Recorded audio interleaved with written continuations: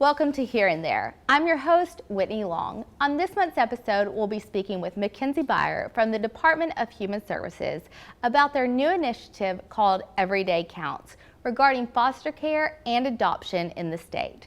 Also, we'll visit with Jason Carson from Conway Christian School to hear about what's happening and what the future holds for the school. Plus, Jeff Matthews stops by to introduce us to Conway Corp Channel 5's newest family member, Gavin Thomas Drew, and to visit about his new children's show called Gavin and Gordy. Stay tuned. Here and There starts now.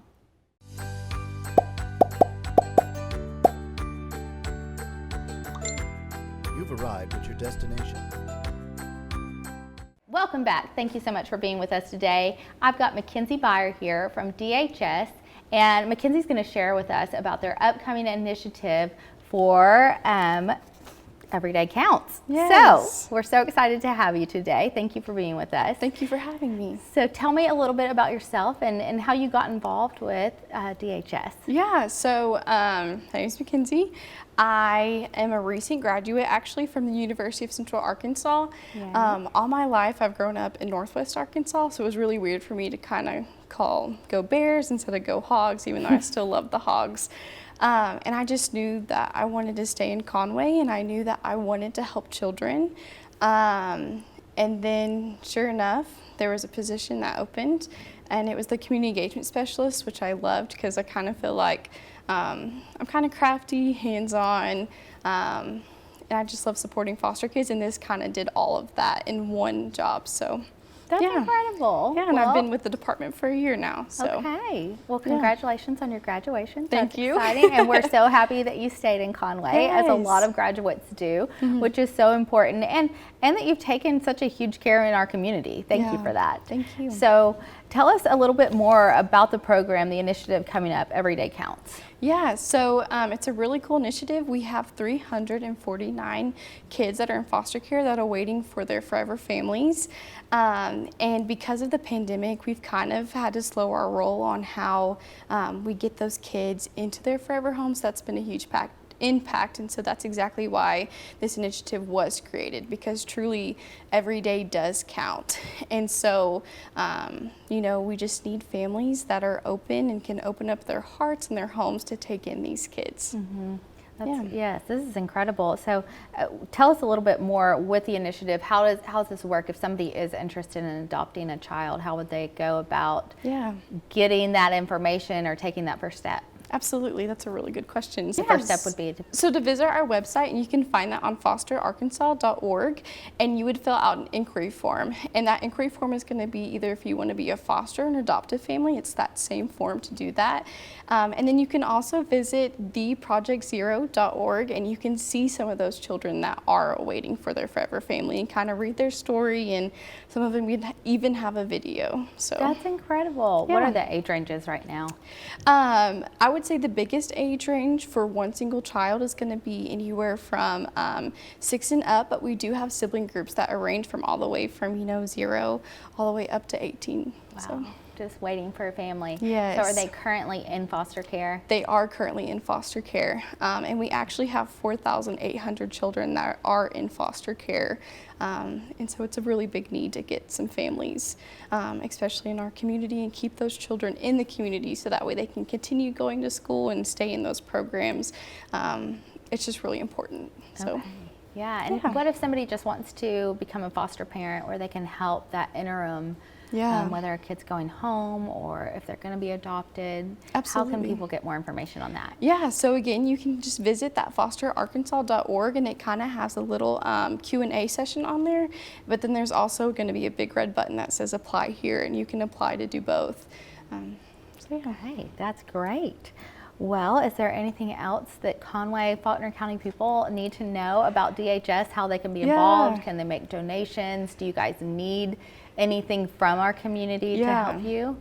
I think the biggest thing is, again, we just need people that do want to be involved, whether that is, opening up your home to be an approved foster and adoptive home, but also that's a really big step, and so there are many ways. And I would say the best thing would probably be to give your local DHS a call, and they can help you out. We're always needing volunteer transporters, and that's someone that's going to, transport these kids from visits into doctor's appointments, from there into, and then we always need, snacks for our visit room, toys, PJs, sippy cups. There's always something. Great. Yeah. Well, thank you so much for being with us today, Mackenzie. Did a you for great having job, me. and we're excited about helping out with this. Yes, thank you so much. Thank you. Hi, I'm Jeff Brooks at Brooks Fine Jewelry. My wife Kathy and I would like to invite everybody down to meet the newest member of our team, Eddie Havens. Eddie is a member of the National Association of Jewelry Appraisers and another gemologist from GIA. I'm excited to be here in Conway, and I want to thank you for voting Brooks Fine Jewelry the best jewelry store in Faulkner County. We have also moved Sterling Bar Brooks inside Brooks Fine Jewelry under one newly remodeled roof. Brooks Fine Jewelry, your jewelry makers in downtown Conway.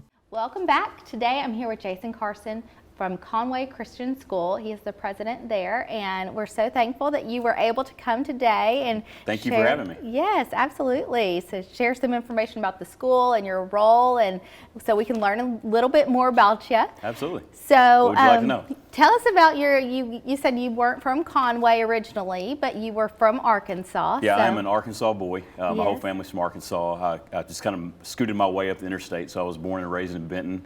Spent 15 plus years in Little Rock, working at Little Rock Christian Academy, and then now called Conway home for 6 years. So tell us a little bit about your family. Yeah, so I'm blessed to be married to my wife of almost 20 years. That's Ashley Carson. She's a self-employed photographer. She does great work. And we've got 3 beautiful daughters. I've got a 15-year-old named Avery, a 13-year-old named Adeline, and then a 10-year-old named Emily. And so just blessed to be in a house with 4 girls. It's always exciting, always something interesting. Yes, Yep. I'm sure there's a little bit of drama in there, A right? little bit of drama. Yep. All it comes with the territory, right? Yes, ma'am. And you worked at Little Rock Christian for 16 years, and so you look young. So tell us, were you 15 when you started there? How did that work I was out? actually 23, and the only reason I might look a little young, thank you, is that I get good genes from my grandmother. There you go. She's 96 and still pretty much got a head full of hair. But Wow. yeah, so Little Rock Christian for 16 years. When I got out of college, just awesome opportunity to come work at a small school at the time and just be a part of growing it. Dr. Gary Arnold, who's the head of school there, is one of my dear friends. So I was able to be mentored by him. And then just as I kind of got into year 12 and 13, I just had this desire to be a head of school. And when Conway Christian became an opportunity, I said, man, this is great to stay in Arkansas, a town like Conway that's just thriving. So to be a part of a school that we could help grow it and just give families in our community that wanted an independent Christian education, give them the best option that we had available to them. So yeah, that's great. I mean, that's what attracted you to come there as a career, and you feel like Conway's a great fit for your family, and Conway Christian was a great fit for you. I know they're loving you over there. Well, I'll tell you, and this is no knock on Benton, Fayetteville, Little Rock, where I've lived before, but I'll tell you, there's nothing really better in Arkansas than Conway. I mean, it's just a great, it's a faith-based community. It's got tons to offer. It's got the colleges, the universities. It's got the great health care here with Conway Regional and Baptist. There's tons of places to eat and do. So, I mean, we absolutely love it. And then you're always looking when you're going to invest and try to grow a school. I mean, does it have the population base around it to support a school like us? And it does. I mean, we've got over 100,000 people in our county, and we pull from all around our county. So it's just, it was a fantastic opportunity, and God's really doing some great things at our school right now. That's great. Well, tell us a little bit about your vision for the upcoming year and next year. What do you see for Well, Conway the first Christian? thing is to get out of COVID. So we're ready to get out of this. I heard something earlier this year.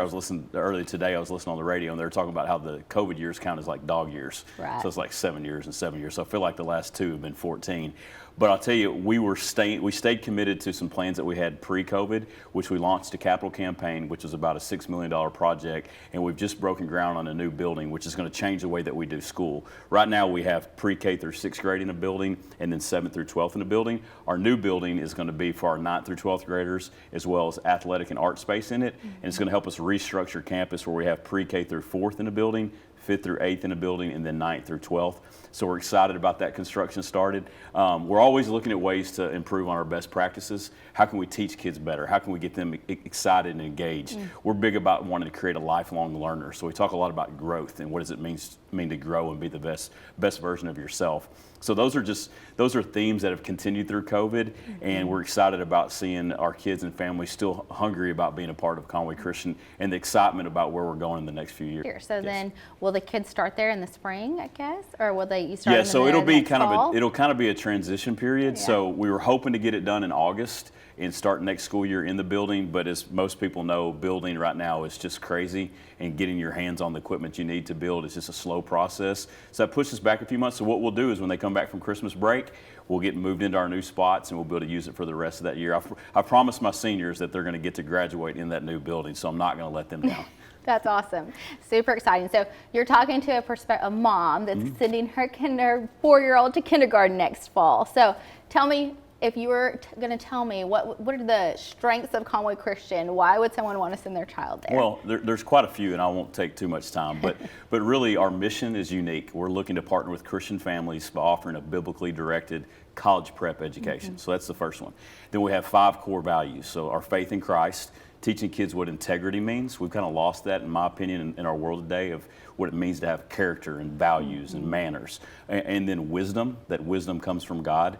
And then growth, that lifelong learner mindset that we've talked about. And then love. Like, I want you to know when you drop your kid off, what's his or her name? Harrison. So Harrison, when you drop Harrison off, that Harrison's going to be loved, that he's going to be safe, that he's going to be there from under our care from 8 o'clock to 3 o'clock. And then when you pick him up, he's going to come home and he's going to ask you the greatest questions about what he's learned in class. And it's going to be something to where that home, church, and school partnership flourishes in your home. And that's what we're really there for. We're not shy about the fact that we're a Christian school. And we're not tied to a church. We're not tied to denominations. We're just here for families of faith that want kids taught the truth that comes from the person of Jesus Christ. That's wonderful. Well, thank you so much, Jason. I'm so glad you took the time to come and share with us today. Yeah, absolutely. I really appreciate y'all having me. Yes, we're excited about sharing it. Thank you.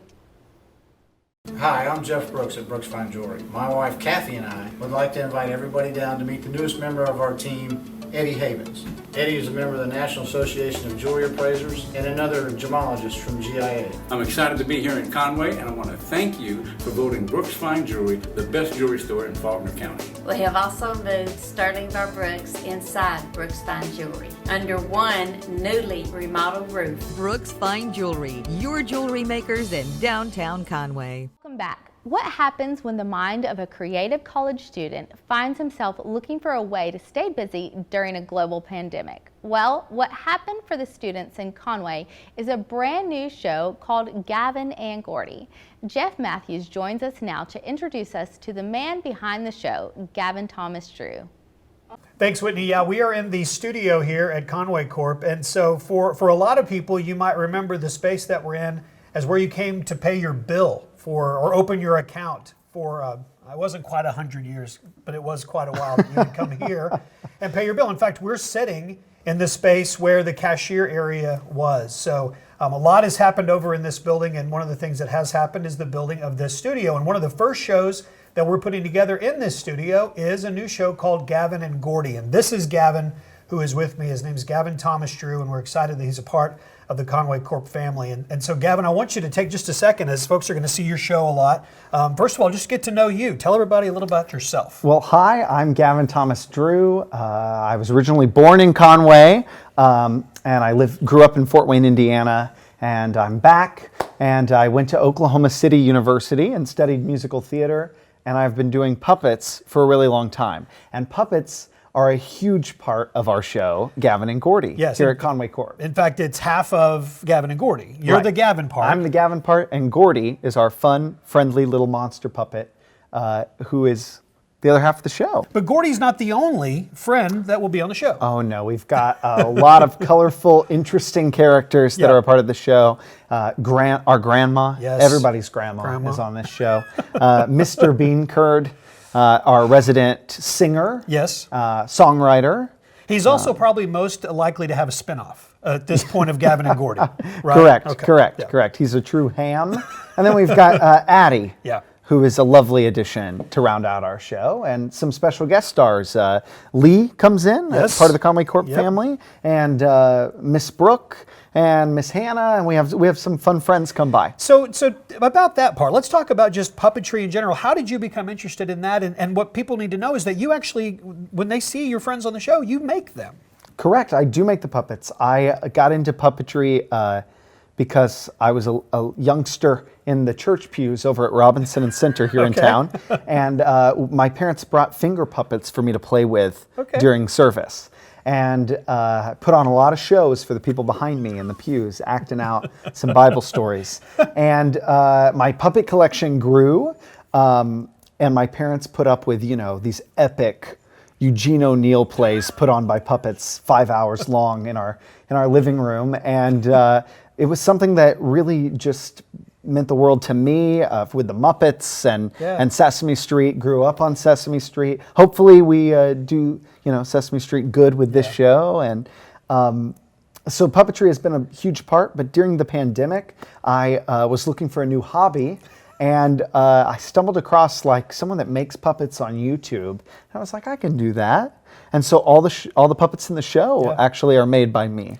So it's very cool. We're excited about this show at Conway Corp and here at Channel 5. And what we're really most excited about is the way it's going to connect to education here in town. Teachers, you'll be able to show these episodes. We'll have a new one each month that will come out. There are 6 total episodes in this first season. And so they deal with different areas of what Conway Corp's a part of, whether it's solar or water or electricity or whatever it might be. It's wireless, Wi-Fi. And we're going to have an episode about that as well. I know that students will enjoy learning more about that. And so you'll learn more about it on our website, conwaycorp.com, and you'll see the episodes on Channel 5, but also you can catch them on YouTube. Gavin, thank you for doing this. Thank you so much, Jeff. Absolutely, very much. All right. Thank you, Whitney. Back to you. Thanks, Jeff. To learn more about all the programming you see on Channel 5, go to conwaycorp.com. I'm Whitney Long, and we'll be seeing you here and there.